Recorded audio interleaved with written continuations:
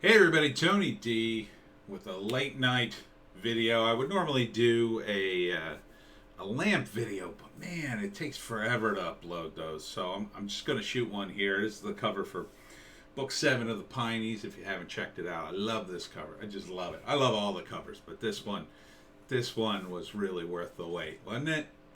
It's pretty sweet. It really encapsulates the sort of pulp fiction aspect I've been going for.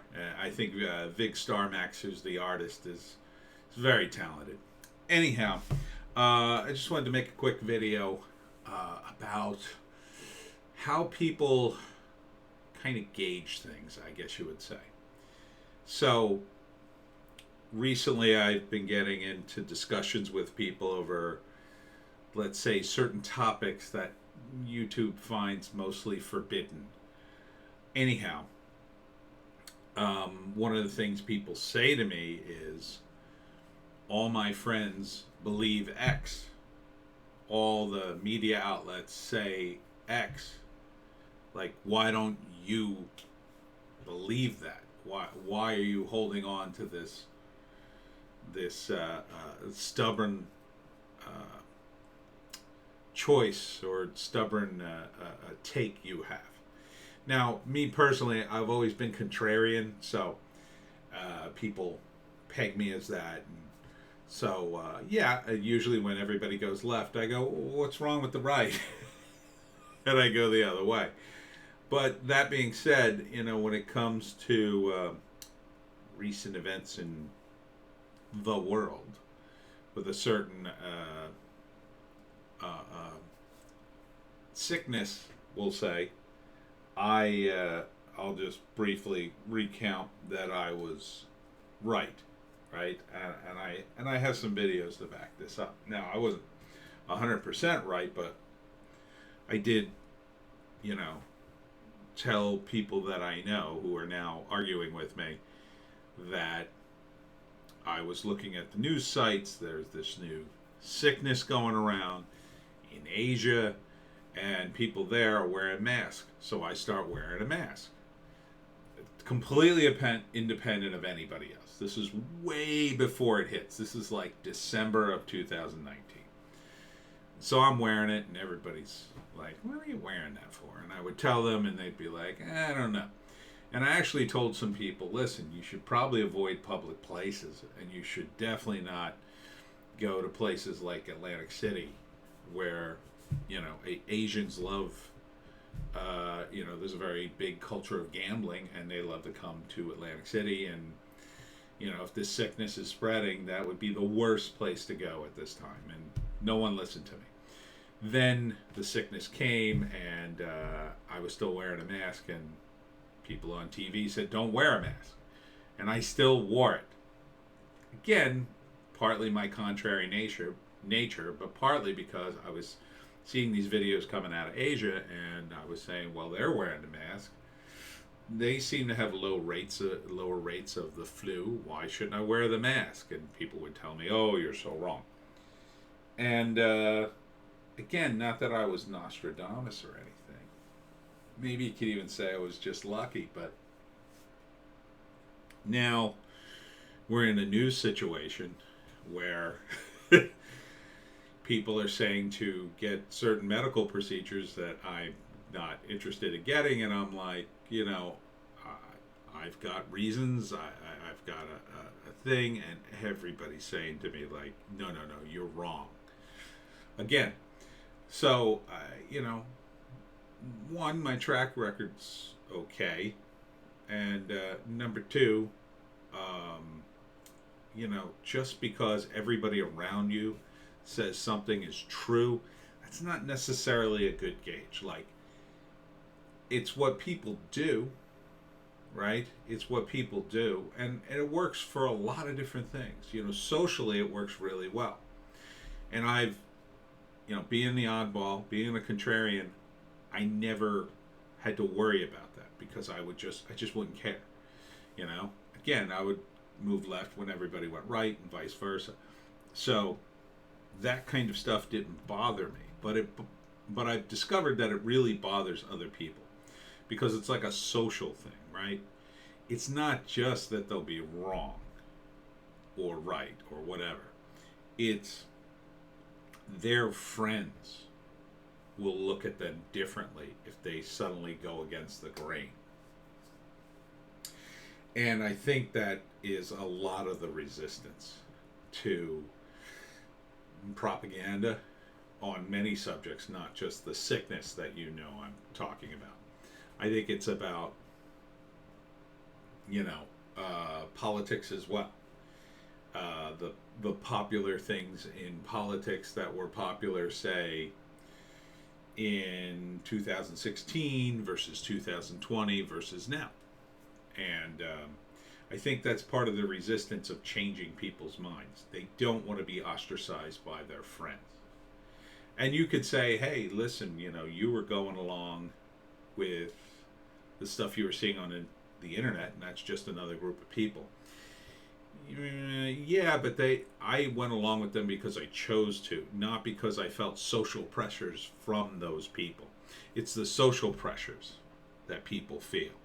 And again, it works great in a lot of circumstances. Like if you're picking a restaurant, right? And all your friends say the restaurant's great, it's probably a great restaurant, right? And you go there, that's probably good advice. If you're going to a movie, same thing, right? Everybody says it's great. Oh, you got to see this movie, and you go see it. They can oversell it to you, and then you could say, well, it wasn't that great. But overall, that's a fairly decent gauge for a lot of things. I mean, even if it's wrong, who cares, with regards to a movie. But with propaganda, with the stakes as high as they are now, with certain, again, I'm trying not to say this stuff on YouTube. Maybe I should just put this on my other channels, on Bitchute and Rumble, by the way. Going against the grain, or at least considering that, is something that I think is important to do. Even if you just say, wait a minute, what if I do the opposite? Now, obviously, there are things that are, you definitely don't want to go against the grain. You don't want to, do something crazy when your friends are doing all the same things. But the idea that we should all just go along with things the way they are unfolding in the next few weeks or months, I think is something you should reconsider. Especially when it comes to politics, because the people who are in charge are very ruthless operators. I had a relative who, he had problems with his computer, and he basically got scammed, right? So he got a message. They said to call Windows, you have a problem with your computer, and he called it. You should never do that, by the way. Windows doesn't even have a number on their website to call anymore. You have to download an app. Anyhow, he called the number. Of course, it was a scam. They were trying to fish him for information, and they fished a little too hard, and he eventually said, I'm going to hang up. And the guy gave him a number, and he eventually contacted me, and I told him it's a scam. Do not call that number. Do not listen to this guy. He's fishing for information. And even after I told him all that, and he believed me, his response was, but the number on the screen told me the call.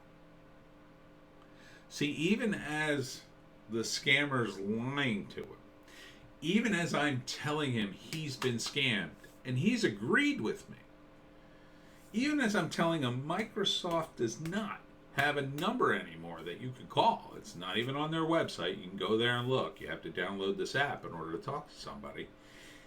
He came back at me, but the number and what it said on the screen. Now you could say, well, the person I'm talking about is a little older than me, so, older people with computers. There you go. But still, it was the mindset that people, I guess you could call it the optimism bias that Tim Pool talks about sometimes. He didn't want to believe that he was lied to. He didn't want to believe that he was scammed. Even as he sort of believed it. Even as he was hearing it from, I mean, he considers me as a computer expert, so, you know, the younger generation teaches the older generation about computers. But, like, it took a while to sink in. And another older relative who was similarly scammed, the same exact thing had happened to him, and he's the one who told him to call me to straighten him out. And it was almost the same exact thing, although his computer situation was much worse. He ended up having to get a new computer because he gave control of the computer up to the guy, and you know, the guy completely downloaded his info.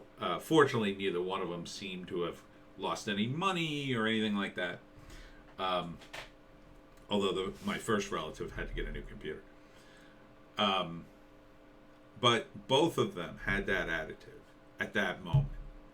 It was really hard for them to believe they had been lied to, even from a computer. You know? And, but you need that seed of doubt, I think, in everything. And that served me well. Now, it's also not served me well on occasion. Like, you know, I've been contrarian probably in situations that, you know, people, you know, socially I was ostracized for not instantly believing something that turned out to be very true. But I think it's better to be at least somewhat skeptical of everything, you know, and double check things. And that's what the internet's taught me over the years. You know, I've gotten stuff wrong on this channel before. I've had to delete a few videos. And I'm sure you can go back in my history and look at some of my videos and go, oh my God, he actually said that. And I'd probably go back and, you know, if you pointed out that video and I'd go look at it and go, oof, yeah, that's a bad take. You know, even my take on masks, I was encouraging people to wear masks. But that was, you know, in my defense, that was in the beginning when, you know, things were seemed to be much more serious with the sickness in question. But you know, a healthy bit of skepticism, I think, goes a long way. And it keeps people from being, even Trump, as much as I've said nice things about Trump, and I'm really excited about this true social media thing he's launching, and that hopefully he'll come back and be president again. I know I was very skeptical of the beginning. I didn't vote for him the first time. He earned my trust, however. And I feel like that skepticism, he sort of sensed that in a lot of people in the United States. He realized that he had to prove to everybody, how capable he really was at the job. And I think he did. That's just my opinion. But that healthy skepticism, I would use that to gauge just about anybody, and I think Trump, in his own way, sort of reset the bar, and while Biden's just like, I don't know what he's doing at this point. I mean, Jesus, what an absolute train wreck. Sorry, I didn't want to get all political. I wanted to stay pretty esoteric on this one, but my point is, gauging everything by what the group does is often a bad idea. Well, I shouldn't say often. It's sometimes a bad idea. There needs to be people in your group that say, no, wait a minute. Are we sure here? It's that mob mentality that people can get caught up in. It's a lemming mentality, really. And that's what we see a lot now. We see people, because it's easier to go along with the group, to go along with the medical procedure we're currently faced with. It's a lot easier. It's only because people have been pushed so far and become so uncomfortable that now finally people are reacting to that certain medical procedure and sickness that I'm discussing. And unfortunately, it has to get that bad for most people to finally go, wait a minute. And even as they do, they will say, but that means somebody lied to me. Because I think in their own minds, they're also trying to shift the blame away from themselves, away from their own mistakes. And they're searching for, but wait, if that person lied to me, then it must be their fault, not mine. It's their fault somehow, which, is somewhat true in the case of the scammer. But, the computer scammers usually can't do much unless you give them access to your computer or certain pieces of data or your password or whatever. Don't ever call those numbers, by the way. So, anyhow, that's my little bitty rant on healthy skepticism. Keep a little bit. And that's it for me, Tony D. I am currently, probably, if this is Saturday, at the Scary Book Fest in Asbury Park, New Jersey. I believe it's 714 Bangs Street, or Bangs Ave in Asbury. So come on down from 1 to 4. There will be a Q&A. I will have books, and I will be doing a reading. See you there, or see you in the other videos.